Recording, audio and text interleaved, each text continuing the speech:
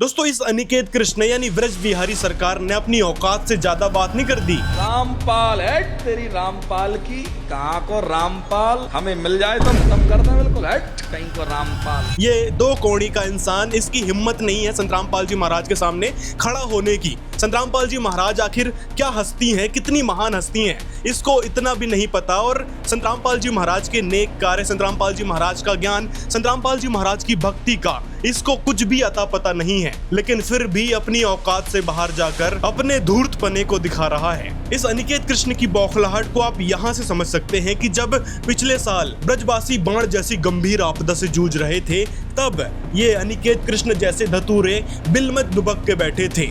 उस समय उस महान संत संत रामपाल जी महाराज ने, उस बाबा रामपाल जी ने वो काम करके दिखाया जो तुम्हारे जैसे धतूरे चंद कथावाचक नहीं कर पाए, जो तुम्हारे जैसे पाखंडी लोग धन अर्जन करने में लगे थे ना।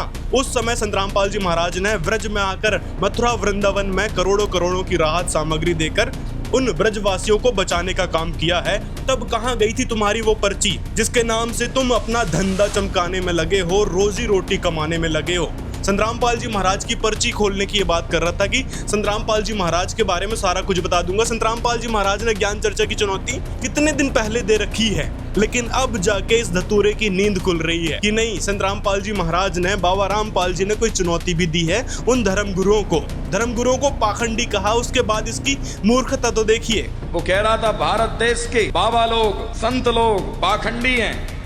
तुम कौन से साजे हो, पहले खुद तो सुधर जाओ, तब तो दूसरों पे उंगली उठाओगे।